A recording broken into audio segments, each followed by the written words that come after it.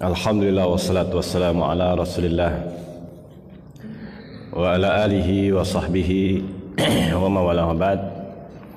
Kita lanjutkan pembahasan kitab Sahih Asratis Sa'ah sampai kepada Waqa'atul Harrah, perang Harrah. Harrah adalah nama tempat yang berbatu hitam, dan ini tuh dinamakan dengannya karena terjadi peperangan itu di tempat yang berbatuan. Dan sebab peperangan ini bahwa Ahlul Madinah mereka melepaskan baiat kepada Yazid bin Muawiyah radhiyallahu anhu ketika menyerahkan dan menetapkan Yazid putranya sebagai penerus. Terjadilah gejolak di kalangan kaum muslimin. Kenapa mengangkat anaknya sendiri? Sementara sebelumnya tidak pernah terjadi. Tidak ada pengangkatan anak. Ketika Muawiyah mengangkat anaknya sebagai pengganti, maka berubahlah sistem pemerintahan dari kekhilafahan menjadi kerajaan. Nah, sebenarnya tidaklah atau bukanlah itu yang menjadi penyebab paling penting. Akan tetapi yang terjadi adalah berita yang tersebar. Pada saat penduduk Madinah, mereka Ahlul Madinah pergi ke Yazid, yang sebenarnya mereka berbaiat kepada Yazid sebelumnya. Akan tetapi ketika sampai mereka pulang dari Yazid bin Muawiyah, ketika berkunjung dihormati dan dimuliakan oleh Yazid, ketika pulang mereka menceritakan tentang apa yang terjadi dan apa yang mereka lihat dari Yazid. Ada yang menceritakan, saya melihat Yazid itu minum khamr, tidak sholat, dan berbagai macam berita tentang Yazid bin Muawiyah. Berita itu tersebar di Madinah, maka mereka ketika melihat kemungkaran, nah disitulah terjadinya pengingkaran terhadap Yazid. Dan bisa jadi mereka tidak mendengar sabda Rasulullah SAW tentang larangan untuk mencela penguasa. Mencela penguasa atau melepaskan baiat kepada penguasa. Tapi terjadilah mereka melepaskan baiat. Melepaskan baiat kepada Yazid bin Muawiyah radhiyallahu anhu. Mereka membaiat Abdullah bin Zubair, dan sebelumnya sebelum Abdullah bin Zubair dibaiat, mereka membaiat penduduk Mekah, membaiat Abdullah bin Handalah, amirnya. Nah, disitulah kejadiannya. Berita itu sampai karena Amir Madinah yang diangkat dari pihak Yazid dilepaskan, artinya diturunkan. Karena dilepaskan baiat kepada Yazid, maka Amir yang wakil dari Yazid diturunkan. Mereka menggantinya. Akhirnya terjadilah fitnah. Mereka minta tolong kepada Yazid bin Muawiyah. Akhirnya Yazid bin Muawiyah mengirimkan pasukan yang besar. Mengirimkan pasukan yang dipimpin oleh Muslim bin Uqbah al-Murri dan yang dijuluki oleh para ulama dengan musrif. Muslim bin Uqbah al-Murri seorang yang dijuluki para ulama musrif, maksudnya melampaui batas dalam berperang, tidak memberikan ampun, bahkan sampai menghalalkan kota Makkah.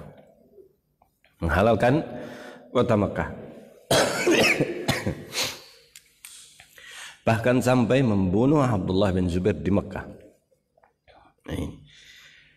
Dan banyak para sahabat muda, di antaranya Abdullah bin Zubair radhiyallahu anhu. Kenapa disebut dengan musrif? Karena membuat ketakutan penduduk Madinah. Madinah adalah tempat yang sudah diharamkan untuk berperang. Diharamkan oleh Rasulullah SAW, tetapi dihalalkan oleh Muslim bin Uqbah. Sampai mereka masuk, Madinah masuk, bahkan Makkah juga demikian. Itu dua tanah haram yang tidak boleh berperang di dalamnya. Dihalalkan. Rasulullah SAW sudah bersabda bahwa dua tanah haram ini diharamkan sampai hari kiamat. Dan tidak dihalalkan kecuali sesaat di siang hari ketika penaklukan kota Mekah. Hanya itu saja waktu dihalalkan. Maksudnya boleh. Tetapi tidak terjadi juga pada waktu penaklukan kota Mekah, nggak terjadi peperangan. Meskipun sudah dihalalkan untuk Rasulullah SAW. Seandainya Rasulullah menyerang, pada waktu itu, maka itu sudah dihalalkan untuk Rasulullah. Dan setelah itu diharamkan sampai hari kiamat. Ini sabda Rasulullah SAW. Tetapi Muslim bin Uqbah ini menghalalkan Madinah, bahkan juga Mekah, membunuh, bahkan dinukil sampai membunuh di Masjidil Haram. Sampai membunuh di Masjidil Haram. Padahal man dakhalahu kana amina, dijamin. Seandainya ada orang pembunuh masuk Masjidil Haram, orang pembunuh masuk Masjidil Haram, maka bisa jadi dia akan aman. Artinya nggak akan dibunuh di tanah haram, paling ditangkap, ditangkap kemudian dibawa keluar tanah haram, kemudian entah itu dihukumi apa, tapi tidaklah dibunuh di tanah haram. Masya Allah. Terjadilah banyak kurban. Dari mulai para sahabat, tabi'in, hingga kemudian terjadilah peperangan yang sangat luar biasa, tidak seimbang. Tidak seimbang antara kedua belah pihak. Sampai-sampai Abdullah bin Zubair itu kepalanya diambil, kepalanya dipenggal dan kemudian dibawa. Subhanallah. Nah, itulah terjadinya peristiwa Harrah. Dan ini menjadi pelajaran. Perang yang seperti ini disebut dengan perang fitnah di dalam Islam. Perang Jamal, perang Siffin yang sudah kita bahas, dan juga yang ketiga perang Harrah. Perang Harrah ini juga adalah perang fitnah. Perang sesama kaum muslimin disebabkan karena fitnah yang terjadi. Adapun Yazid bin Muawiyah, apakah dia minum khamar? Beritanya masih simpang siur. Entah benar, entah hoax. Tapi kebanyakan berita-berita yang seperti inilah yang menyebabkan peperangan. Perang Jamal juga demikian. Perang Siffin juga seperti itu. Banyak berita kedusta yang bisa menyebabkan peperangan. Makanya berhati-hati. Terkadang lisan itu mengucapkan memberitakan sesuatu yang dia dengar, padahal itu adalah berita yang tidak benar. Dia tidak merasa itu adalah salah, tetapi bisa menjerumuskan ke dalam dosa, permusuhan, peperangan di antara sama kaum muslimin. Nah, ini yang terjadi pada waktu itu. Nah, apa yang disebutkan atau apa yang terjadi ternyata sudah disebutkan oleh Rasulullah sallallahu alaihi wasallam. Apa yang bakal terjadi ini sudah disebutkan oleh Rasulullah. Karena Rasulullah juga sudah ditampakkan kepada beliau apa yang akan terjadi. Kejadian-kejadian besar seperti ini dilihat oleh Rasulullah SAW dalam mimpi beliau atau bahkan dalam keadaan terjaga, sebagaimana sudah disampaikan ketika Rasulullah SAW duduk antara salat subuh sampai isya. Rasulullah duduk, tidaklah dipotong, terputus kecuali salat. Tidak selesai, tidak berhenti kecuali untuk sekedar salat. Dari subuh sampai apa? Sampai isya. Sekitar 12 jam. Nah ini, 12 jam dikurangi salat. Taruhlah 10 jam.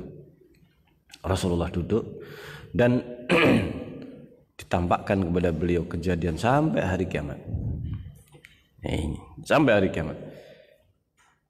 Nah disebutkan dalam pasal ini hadis yang diriwayatkan oleh Abu Dawud rahimahullah ta'ala an Abi Dzar radhiyallahu anhu qala, dari Abu Dzar radhiyallahu anhu ia berkata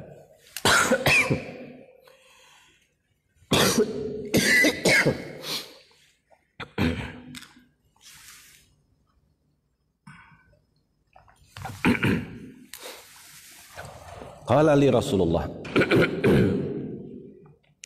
Rasulullah sallallahu alaihi wasallam bersabda kepada saya, ya Abu Dzar. Dipanggil, wahai Abu Dzar. Qultu labbaika ya Rasulullah wa sa'daik. Aku penuhi panggilanmu ya Rasulullah. Dan sa'daik, dan kemuliaan untukmu. Qala kaifa anta? Bagaimana engkau? Idza asaban nasa mautun. Apabila manusia ditimpa kematian, yakunul baitu fihi bil wasif, sehingga rumah mereka, al baitu fihi, di dalamnya, bil wasif, itu di kuburan. Rumahnya itu ada di kuburan, ya'nil qabr. Maksudnya apa?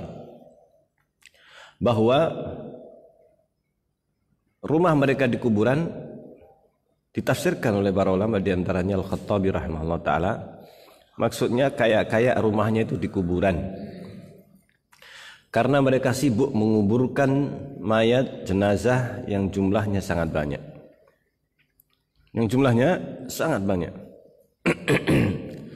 hingga tidak ada yang menguburkan, tidak ada yang bisa menguburkan, saking banyaknya antri.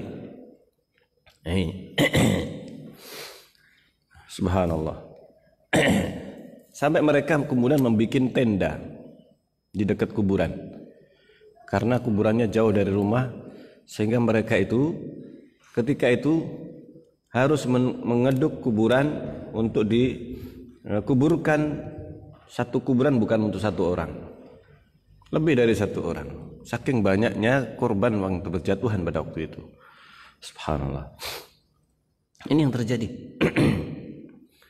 Sehingga mereka menguburkan kuburan itu, menguburkan jenazah di kuburan, sampai-sampai rumah mereka itu dibikin rumah tenda, rumah sementara, untuk menguburkan, menyelesaikan penguburan jenazah yang demikian banyak. Ini maksudnya yakunul baitu fihi bil wasif. Qultu, saya berkata, kata Abu Dzar, Allah wa rasuluhu a'lam. Allah dan Rasulnya yang lebih tahu. Qala ma akharallahu li wa rasuluh. Kata Abu Dzar, saya akan melakukan apa yang dipilihkan oleh Allah dan Rasulnya. Ketika ditanya, bagaimana kamu nanti ketika terjadi peristiwa tersebut, maka Abu Dzar berkata, aku akan menjalankan apa yang dipilihkan oleh Allah dan Rasulnya.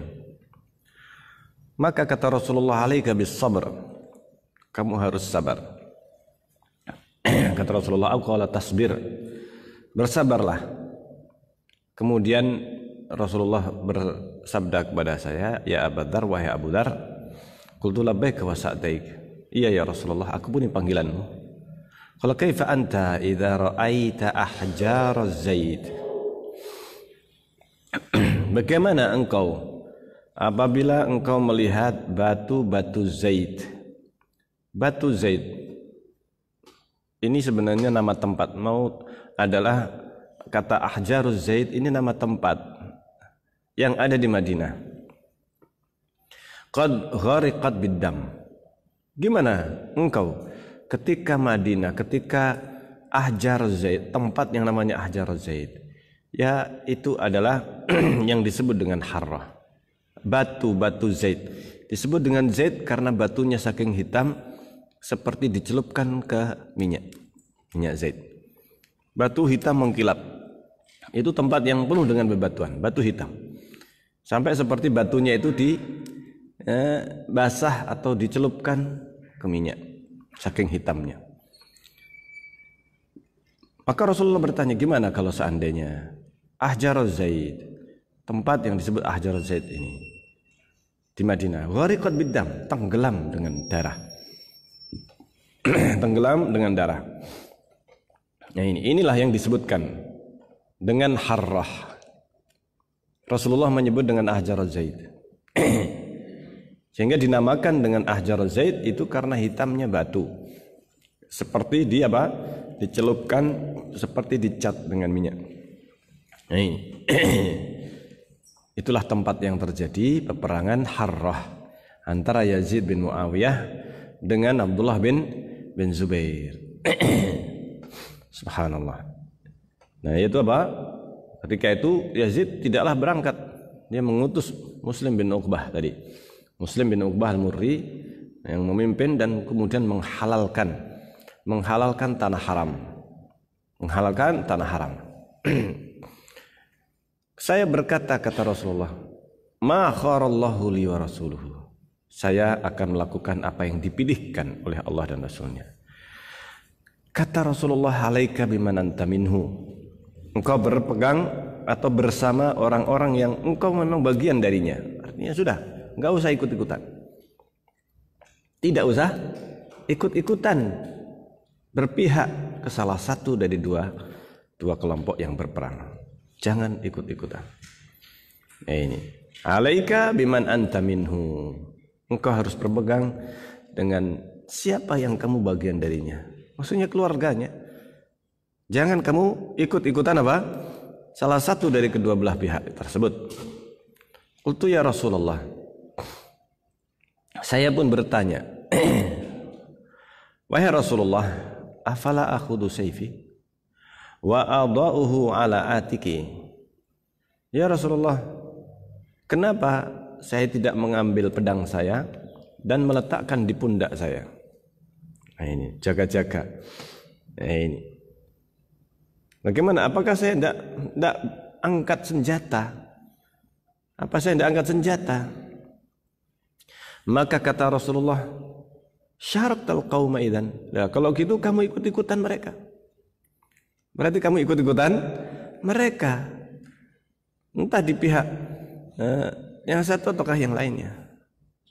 Berarti engkau ikut ikut terfitnah dengan peperangan tersebut. Ikut dalam peperangan ini. Qultu fama ta'muruni.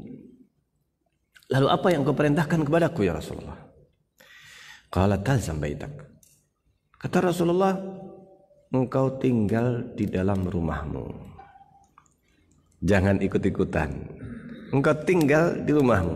Tidak usah ikut-ikutan berpihak. Talzam baitak. Qultu fa in dakhala ala baiti. Kalau dia masuk rumahku. Kalau dia masuk ke dalam rumahku. Qala fa in khasyita. Maka kata Rasulullah, ketika Abu Dzar bertanya, lah kalau mereka masuk ke dalam rumah, ini gimana? Saya apakah tetap tidak boleh mengangkat senjata membela diri? Kata Rasulullah, fa in khasyita, kalau engkau takut, an yubhiraka syu'a'us sayfi, kalau engkau takut dengan kilatan pedang, Ini kalau engkau takut, engkau melihat kilatan pedang mengarah kepadamu.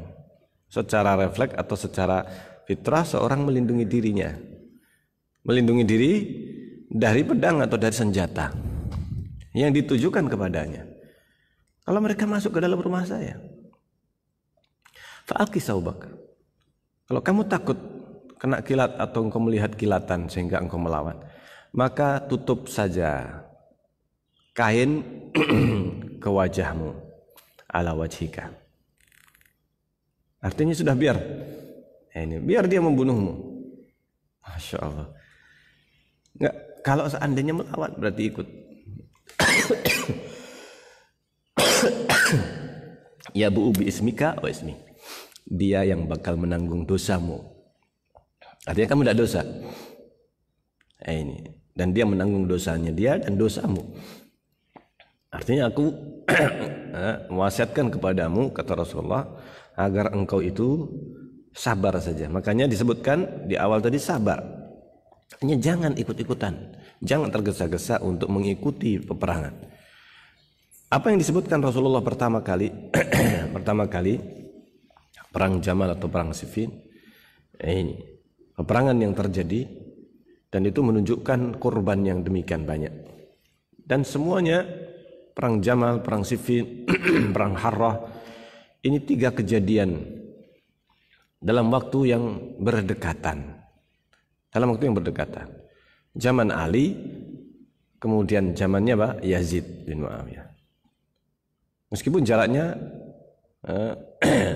adalah sejak Muawiyah berkuasa sampai berakhir. Sehingga jaraknya termasuk lumayan jauh. Muawiyah berkuasa ini setelah Ali bin Abi Thalib radhiyallahu anhu dan Hasan menyerahkan kepada Muawiyah, sampai Muawiyah meninggal dan berwasiat untuk diangkat Yazid sebagai khalifah. Di situ mulainya. Ini, subhanallah. Nah, ini kejadian yang menunjukkan bagaimana Rasulullah SAW menyebutkan apa yang bakal terjadi dengan detail. Rasulullah menyebutkannya secara detail. Nah, ini seakan-akan Rasulullah hadir karena memang Rasulullah ditampakkan kepada beliau apa yang bakal terjadi. Rekamannya sudah dilihat. Jadi beliau itu melihat rekaman kejadian. Seakan-akan itu disyuting. Ya, ini belum ada kamera waktu itu, tapi sudah disyuting dan ditampakkan pada beliau. Tampakkan peperangan ini, perang Jamal, perang Siffin, perang Harrah, perang melawan Khawarij dan sebagainya. Ini kesesatan demi kesesatan yang muncul di umat ini, itu dilihat oleh Rasulullah sallallahu alaihi wasallam. Nah, selanjutnya iftiraqul ummah ala 73 firqah. Perpecahan umat menjadi 73 golongan. Perpecahan umat menjadi 73 golongan. Dan ini juga adalah sabda Rasulullah yang menunjukkan kerasulan beliau. Karena terjadi seperti yang beliau sabdakan. Persis sebagaimana yang beliau sabdakan. Subhanallah. Nah, ini disebutkan dalam hadis yang diriwayatkan oleh Imam Abu Dawud juga an Muawiyah dari Muawiyah radhiyallahu anhu. Muawiyah bin Abi Sufyan radhiyallahu anhu annahu qala, ia berkata, ala inna Rasulullah sallallahu alaihi wasallam qama fina. Ketahuilah bahwa Rasulullah sallallahu alaihi wasallam berdiri.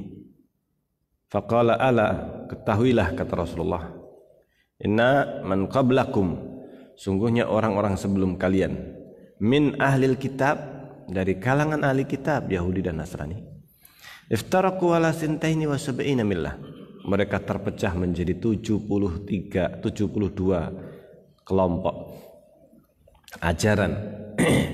Wa inna hadhil millah, dan sesungguhnya umat ini, agama ini, maksudnya umat ini, sataftariku ala 73, mereka akan berpecah menjadi 73.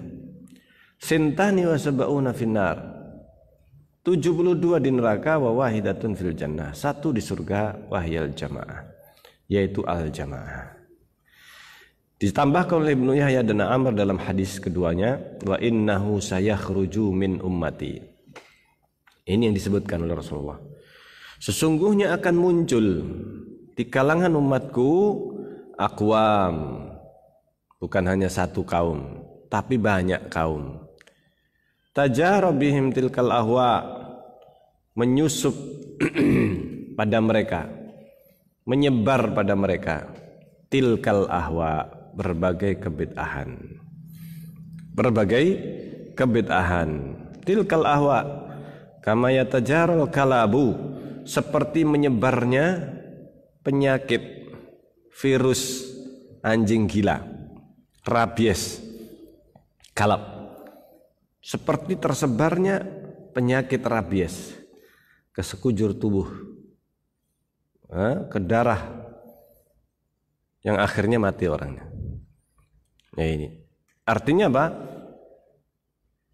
Kebid'ahan itu akan merajalela, merata dan masuk ke dalam umat ini seperti penyakit anjing gila ketika menyebar di tubuh orang yang terkena penyakit anjing gila.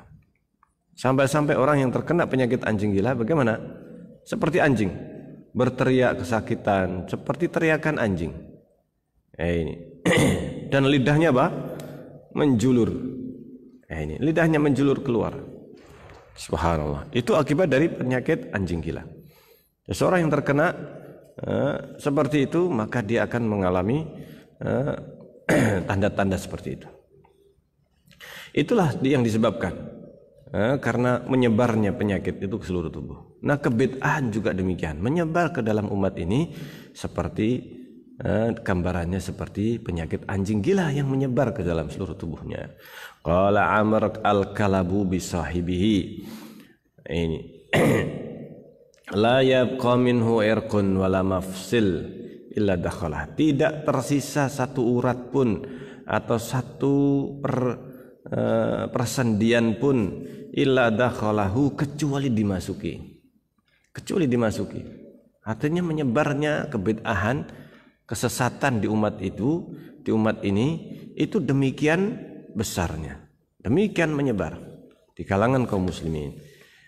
Maka Rasulullah SAW menyebutkan di sini bagaimana kebid'ahan itu akan menyebar, akan merata di umat ini. Ini yang disabdakan Rasulullah SAW. Makanya sampai pecah 73 golongan. Semuanya ini mereka terkena namanya kebid'ahan atau terkena namanya kesesatan. Ini al-ahwa. Yang selamat satu, al-jamaah. Ketika disebutkan yaitu yang sesuai dengan kebenaran yang diajarkan Rasulullah SAW. Itu yang selamat dari kebid'ahan ini, dari kesesatan. Waliyadzubillah. Kemudian disebutkan hadis yang kedua, ana Abdullah bin Amr radhiyallahu anhu qala.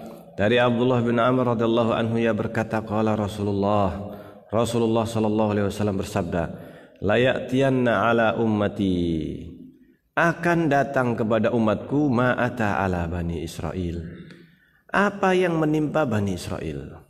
Hal wan na'li bin na'li, seperti sandal dengan sandal, persis apa yang terjadi pada Bani Israel. Apa maksudnya yang terjadi pada Bani Israel?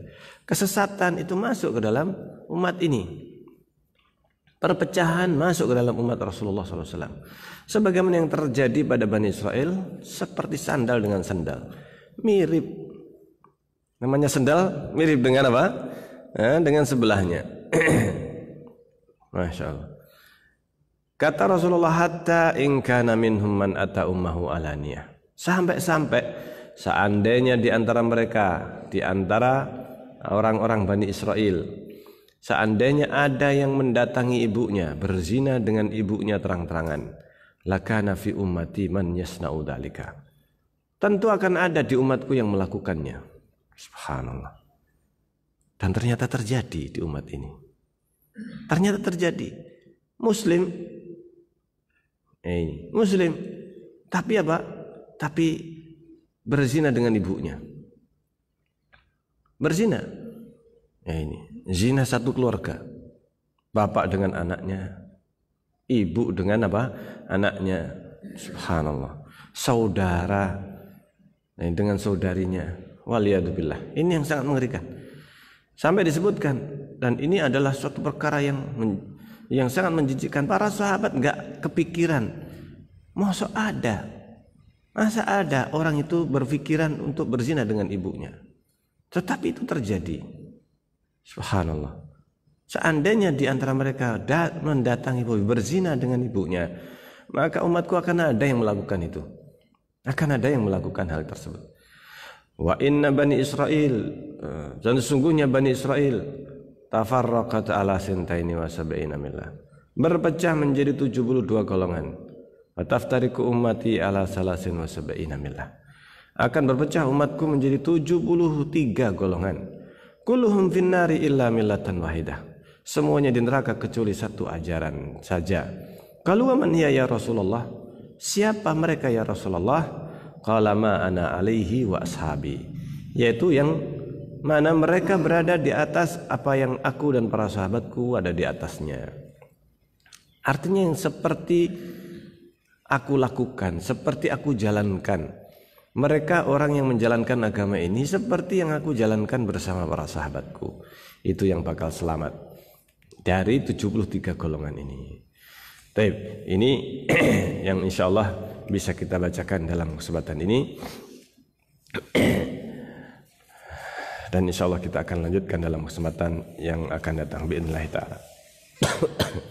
Kita akhiri subhanakallahumma rabbana wa bihamdik asyhadu an la ilaha illa anta astaghfiruka wa atubu ilaik. Wassalamualaikum warahmatullahi wabarakatuh.